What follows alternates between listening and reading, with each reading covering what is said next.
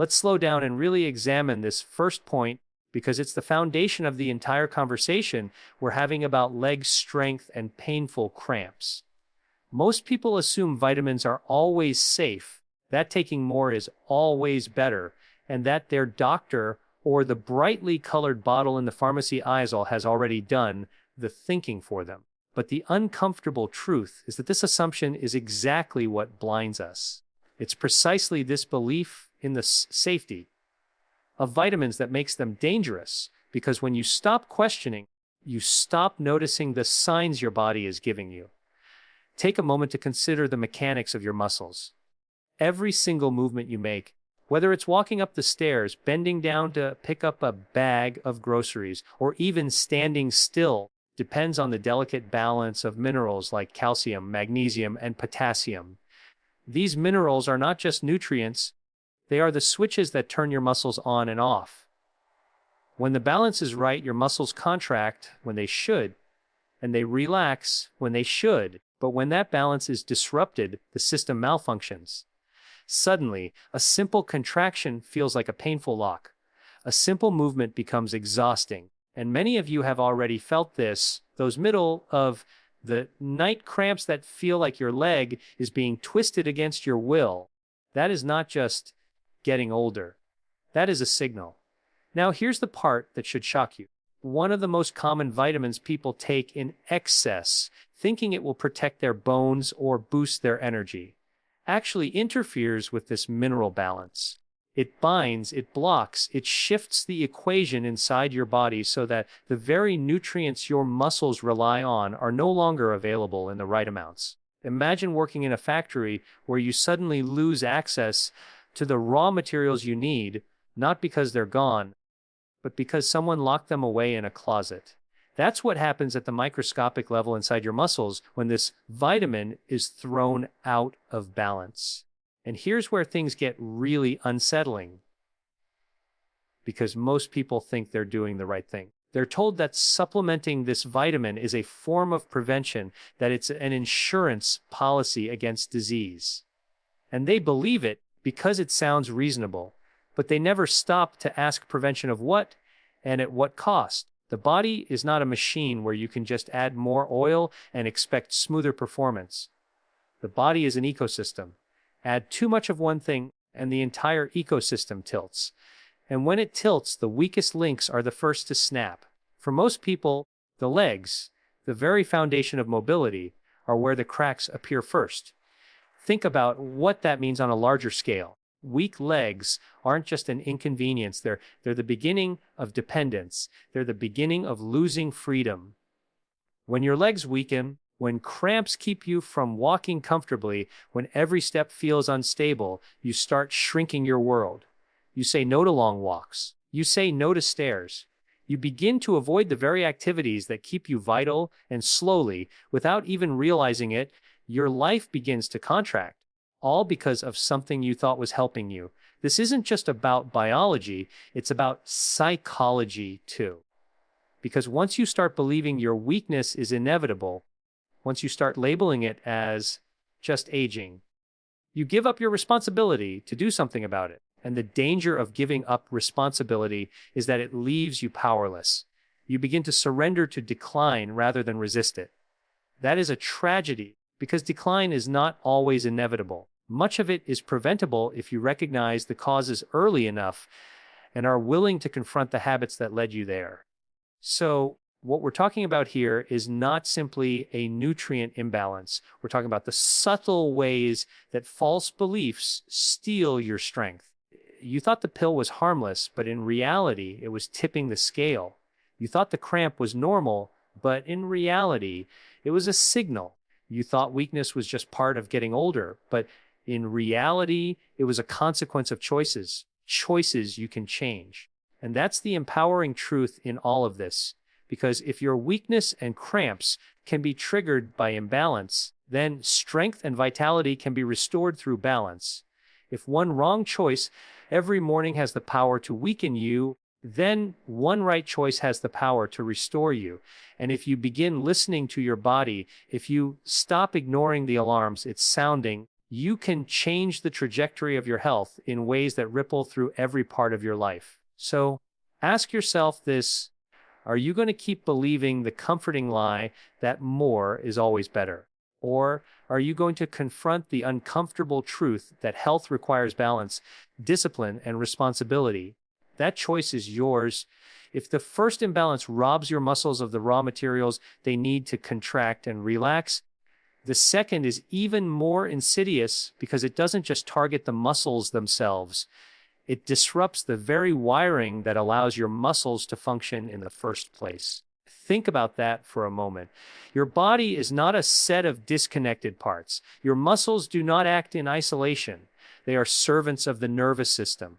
The strength in your legs is not just the sum of fibers and tissue. It's the result of countless electrical signals traveling from your brain through your spinal cord down to the nerves that tell each muscle fiber when to fire, how hard to fire, and when to let go. Without that communication, the muscle becomes useless, like a lamp unplugged from its source of power. Now here's the unsettling part. There is a second vitamin, common, often taken with the best of intentions, that can disrupt this delicate communication system. It interferes with the nervous system's ability to transmit signals cleanly. The result isn't always immediate, which makes it more dangerous. At first, it might show up as something subtle, a slight delay in your reaction, a heaviness in your steps, a tremor when you stand up too quickly. But slowly, quietly, the misfires increase. The messages from the brain don't arrive on time, or they arrive distorted, and the muscles respond with weakness, shaking, or instability. And you tell yourself again that this must be what happens with age. But it's not simply age, it's interference. Think of the nervous system as an orchestra conductor. The conductor doesn't play the instruments, but without him, the musicians cannot coordinate. One section comes in too early, another too late, and the entire piece collapses into noise. That's what happens when this vitamin disrupts the harmony between your brain and your muscles. The muscles may still have the potential for strength, but the coordination, the timing, the precision, it's gone. And once you lose precision, every step becomes a gamble. You begin to mistrust your own body. You hesitate before climbing stairs. You hold the railing when you didn't used to. You slow down, not because you're out of energy, but because deep down, you no longer trust that your legs will obey. This is where the psychological dimension enters. Weak muscles are discouraging, yes, but a nervous system that begins to betray you is frightening. It attacks your confidence, and confidence is not optional when it comes to movement. A strong man who doubts his footing will stumble just as surely as a weak man. That is the double blow of this imbalance. It erodes not only your physical capacity, but also your trust in your own body. And when you lose that trust, you begin to live cautiously. You avoid risks, you avoid challenges, and in doing so, you stop growing. Now consider what that means for your future. A body that moves confidently opens doors. It allows you to walk into new environments, to carry yourself with energy and resilience. But a body that trembles, that misfires, that feels unstable, it becomes a prison. And this is why these imbalances are not merely nutritional curiosities. They are existential. They determine whether your life expands or contracts, whether you move freely into the future or retreat into the safety of smaller and smaller worlds. And here's the cruel irony. The very vitamin meant to protect you becomes the one stealing this freedom. It is a failure of balance once again. Too much, too little, or taken in isolation. It doesn't strengthen, it sabotages. It interferes with the most fundamental communication network you have. And because you can't see it directly, you keep taking it, thinking you're doing the right thing, while your legs whisper the truth through every cramp, every tremor, every moment of weakness. So what do you do with this knowledge? First, you recognize that your nervous system is sacred. It is the bridge between thought and action, between will and reality. To compromise it is to compromise the very foundation of your agency as a human being. That means you cannot approach supplementation casually. You cannot assume that swallowing more pills is the same as building resilience. You have to approach it with respect, with discernment, with the understanding that balance is more powerful than excess. And second, you have to reclaim responsibility for your own strength, because the danger is not just in the vitamin. It's in the mindset that led you to take it blindly. If you outsource your responsibility for health to a bottle, you've already surrendered part of your autonomy. And that is the very autonomy your legs, your nervous system, your whole being depends on. So let me leave you with this: strength is not simply the ability to push or to lift. Real strength is trust. Trust in your own body, trust in your own movement, trust in your own capacity to stand and to walk through the world without fear. That trust depends on balance, not excess. And the moment you realize that, the moment you begin to treat your nervous system as the treasure it is, you begin to restore that trust. Every step you take can either be a reminder of decline or a declaration of resilience. The difference lies in whether you protect the signals that make those steps possible. So the question you must ask yourself is simple. Are you going to live with misfires, with weakness, with doubt?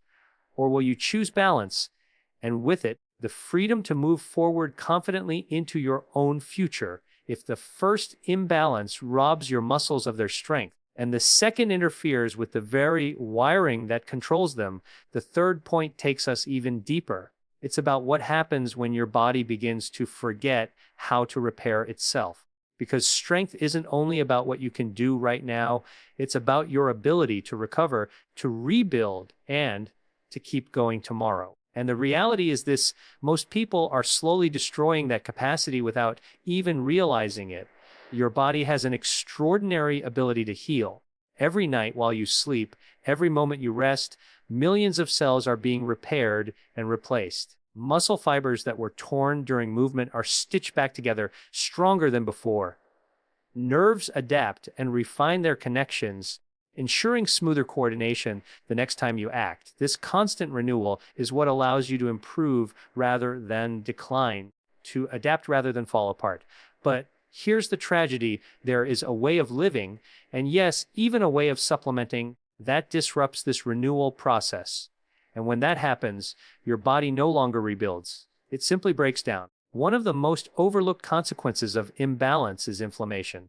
Now, inflammation in small doses is not your enemy. It's the signal your body uses to say, repair this tissue, heal this area, protect this system.